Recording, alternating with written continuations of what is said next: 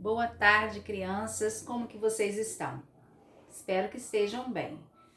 Vamos fazer a nossa oração para a gente começar com a nossa aulinha de hoje? Vamos fechar os nossos olhos? Agradecidos estamos, Senhor, por mais uma oportunidade de estudo do Evangelho, do Livro dos Espíritos, que o nosso coração, que nossa mente possa estar repleta de gratidão por esse momento, que o Senhor Jesus, nosso amigo, nosso modelo, possa nos abençoar, nos proteger e nos livrar de todo mal e de todo perigo. Pedimos a permissão à espiritualidade amiga da casa do Dr. Herman, a nossa querida irmã Sheila, responsável também pela nossa evangelização, para iniciarmos mais uma tarde de estudo. Que assim seja. Crianças, vamos começar com a leitura do Evangelho segundo o Espiritismo, capítulo 27, Pedis e obtereis. Os itens de estudo são os itens 18 e 19, que vem falar para a gente da prece pelos mortos e pelos espíritos sofredores. A prece é implorada pelos espíritos sofredores. Ela lhes é útil porque, ao verem que se pensa neles, sentem-se menos abandonados, são menos infelizes. A prece, porém, tem sobre eles uma ação mais direta, reanima-lhes a coragem, provoca-lhes o desejo de se elevarem pelo arrependimento, pela reparação e pode desviá-los do pensamento do mal.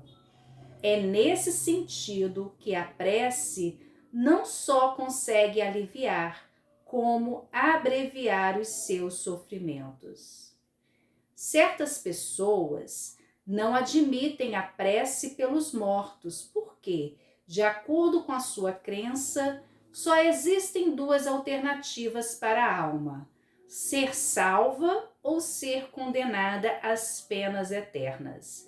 E tanto para um caso como para outro, a prece é inútil. Sem discutir o valor dessa crença, admitamos por um instante a existência de penas eternas e irremissíveis e que as nossas preces sejam impotentes para lhes dar um fim. Perguntamos nessa hipótese: é lógico, é caridoso, é cristão recusar a prece para os condenados? Essas preces, por mais impotentes que sejam para libertá-los, não serão para eles um sinal de piedade que poderá amenizar os seus sofrimentos? Na terra, quando uma pessoa é condenada à prisão perpétua, mesmo que não exista nenhuma esperança de obter o perdão para ela, porventura, é proibido a uma pessoa caridosa ajudá-la a carregar o peso dos seus sofrimentos? Quando alguém é atingido por um mal incurável, devemos abandoná-lo sem nenhum alívio, só porque o mal não oferece nenhuma esperança de cura? Pensai que entre esses condenados pode estar uma pessoa que vos foi querida, um amigo, talvez um pai, uma mãe ou um filho. E porque, segundo a vossa maneira de pensar, ela não poderia receber a cura, vós lhes recusaríeis um copo d'água para aliviar sua sede? Um bálsamo para secar as suas chagas? Não faríeis por essa pessoa o mesmo que por um prisioneiro? Não lhe daríeis um testemunho de amor, uma consolação? Não, isso não seria cristão. Uma crença que resseca o coração não pode se aliar com a de um Deus que põe no primeiro lugar dos deveres o amor ao próximo. A não eternidade das penas não traz como consequência a negação de uma penalidade temporária, visto que Deus, na sua justiça, não pode confundir o bem e o mal. Ora, negar nesse caso a eficácia da prece seria negar a eficácia da consolação, do encorajamento e dos bons conselhos. Seria negar a força que recebemos com assistência moral daqueles que nos querem bem. Crianças, eu vou contar para vocês a história do Julinho, o menino engraxate, tá? Só que essa história, ela está adaptada, eu fiz algumas mudanças na história. Vamos ouvir observando sempre as gravuras, tá bom? O Julinho. Julinho, o engraxate, pelo espírito de Julinho. Psicografia de Tânia Maria. Só que essa história, crianças, ela está mudada, tá? Eu adaptei essa história. Eu só peguei da história original as gravuras, tá? Vocês estão vendo aqui, ó, Julinho, ó, engraxando os sapatos, porque é a profissão dele, crianças, é engraxar sapatos. Vocês podem me perguntar, tia, eu não sei o que é isso. Antigamente, crianças, há muito tempo, era muito comum as pessoas terem essa profissão. Essa profissão não existe mais. E Julinho, ele também fazia, ele tinha esse ofício. Para quê? Por que ele fazia isso? Se ele era criança. Ele fazia isso, criança, para ajudar os seus pais, para ajudar a sua família, trazendo sempre o dinheiro para casa para comprar alimentos. Ele morava numa cidade muito bonita, ó. Aqui tem o mar, aqui tem o morro, a cidade do Rio de Janeiro. Ele mora aqui, ó, criança, nesse morro aqui, ó. Olha a casa dele, ó. Vocês podem ver, crianças, que já faz um bom tempo realmente que essa história foi escrita. Por quê? Porque as casas também, elas se encontram, as casas que estão no morro, elas se encontram bastante afastadas. Hoje em dia as casas são bem próximas umas das outras. Aqui, ó, está o Julinho, ó, admirando a cidade, vendo o sol que nascer, bem cedinho ele acorda, ele admirando e vendo as pessoas, a cidade, nesse ângulo que ele está, nessa posição que ele está vendo tudo pequenininho, como se fosse brinquedo. Ó, tá até perto da pipa, a pipa tá no céu, ele também tá admirando, porque ele gosta muito de pipa.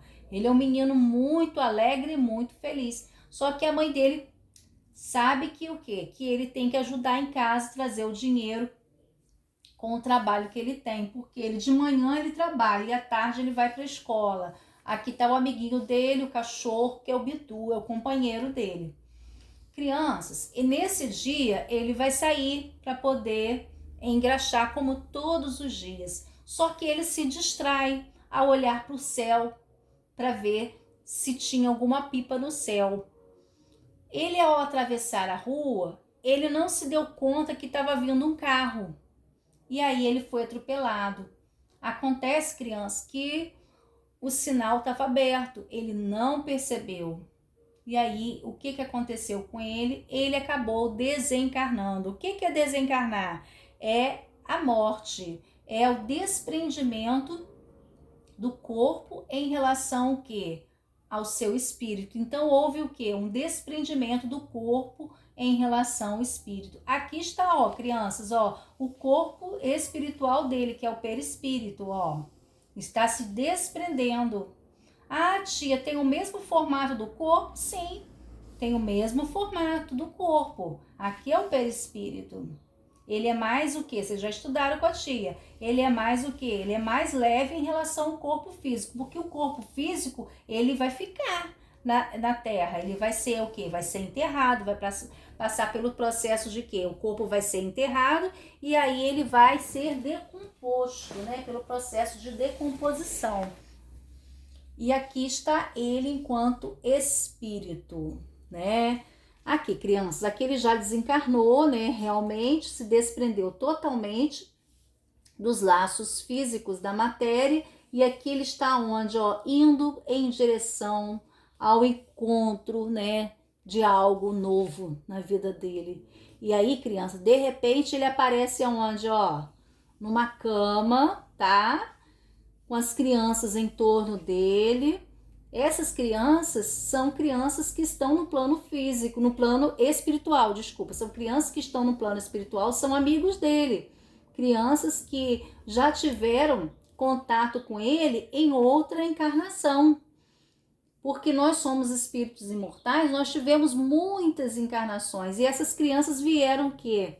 Também o quê? Ajudá-lo, dar ânimo. Estão fazendo oração para ele, crianças, a importância da oração para ele o quê? Se sentir bem, se sentir acolhido, porque afinal o acidente foi um acidente trágico, ele morreu na hora e é difícil quando ocorre um acidente, quando há morte, o desprendimento ele se torna muito mais danoso e muito os elos que ligam o corpo físico do corpo espiritual, eles estão muito mais fortes. E aqui essas crianças, algumas delas já tiveram contato com ele em outra encarnação, já foram amigos. Outras são as crianças da colônia também, onde ele foi socorrido. Aqui, crianças, ó, ele já foi, aí ele foi socorrido e está no hospital, tá? Sendo tratado, cuidando do perispírito, da parte perispiritual dele. Aqui, criança, ele já tá melhor, ó. Ele já tá saindo lá da colônia espiritual, ó. Tá vendo, ó, o rio, os peixes no rio, a água limpa do rio, ó. O cenário aqui é um cenário de jardim, um cenário muito bonito, com muitas flores, árvores, um lugar muito bonito para viver, porque ele sempre gostou de quê? De contato com a natureza. Aqui vocês estão vendo, ó, ele sempre em contato com a natureza, observando, né, contemplando, admirando a natureza. E o sonho dele, crianças, era o que? Era encontrar com Jesus. E ele acabou se encontrando com Jesus. E ele queria, sabe o que, crianças? Ó, engraxar os sapatos de Jesus. Só que nos sapatos de Jesus, crianças, tinha muita luz. É como se fosse o que, ó, um grande arco-íris com várias luzes. Ó, ele ficou até meio espantado porque a energia de Jesus, né, o nosso irmão mais velho, olha quanta luz, ó, Jesus aqui, ó, e ele querendo engraxar os sapatos de Jesus. Ah, tia, isso acontece no plano espiritual? Sim, criança, muitas vezes a profissão que nós temos aqui é a profissão que nós vamos ter lá, tá? Aqui é porque ele estava imaginando, tá, crianças? Aqui ele tá o quê, ó? Ele tá entrando numa porta, num portal aqui, ó. Ele não sabe o que tem lá dentro, tá? Ele não conhece ainda o que tem lá dentro. O que ele vai encontrar lá? O que será que ele vai encontrar? Ele vai encontrar, ó, um amigo espiritual que o acompanha também. Muitos amigos espirituais, né, crianças que nos acompanham, ó, olha aqui, ó. Ele com um amigo espiritual que ele encontrou lá nesse portal aqui, ó. E ele abraça, irradia muita luz, é um lugar muito iluminado, um lugar muito bom. E aqui, crianças, ó, ele encontra o seu amiguinho, ó, Julinho encontra o seu amiguinho de infância. Esse daqui é o Ricardinho. Ricardinho é o seu amiguinho de infância. Ricardinho faleceu, desencarnou muito cedo por paralisia. Ricardinho não andava direito, tinha dificuldade de falar. Mas aqui, crianças, ó, enquanto espírito, ó, ele não tem mais nada, não tem sequelas de doença, porque o corpo perispiritual dele foi tratado, tá? Ó, né? Assim somos nós, crianças. Nós, enquanto espíritos, nós necessitamos muito da encarnação, né? Nós necessitamos de fazer as coisas boas, porque dependendo do que nós fizermos, nós vamos para um lugar melhor, porque nós temos que prestar contas, né, com os nossos amigos espirituais do que nós fizemos da encarnação. E Julinho, ele estava muito tranquilo, por quê? Porque ele estava fazendo dentro da vida que ele tinha, a vida dele não era fácil, mas ele não ficava reclamando, ele fazia o que tinha que fazer, ele ajudava os pais, ele trabalhava, estudava, tudo que era para ele fazer, ele fazia, tá? Como aconteceu o desencarne dele, ele acabou indo para o plano espiritual, tá? Mas ele recebeu todo o socorro, todo o atendimento, todo o amor, todo o carinho, para ele poder o quê? Continuar com a vida dele, né? Ele aqui tá criança, né, crianças? Ele tá criança. Como ele estava criança aqui, ele vai estar criança lá também no plano espiritual, né? E aí ele vai estudar na colônia, vai aprender coisas novas, né? Para na próxima encarnação ele vir melhor ainda, tá bom, criança? Assim é a vida. Nós encarnamos, desencarnamos e voltamos a encarnar. Crianças, depois de uma tarde maravilhosa de estudo, vamos agradecer a Deus a oportunidade de fazer a oração? Obrigada, Jesus, amigo de todas as horas, por nós termos aprendido no estudo da tarde de hoje a importância de nós vivermos como espírito, aprendendo a nos melhorarmos a cada dia, porque a cada dia que fizermos bem feito, da melhor forma, nós iremos receber esses frutos, Senhor, seja nesta vida ou na outra vida.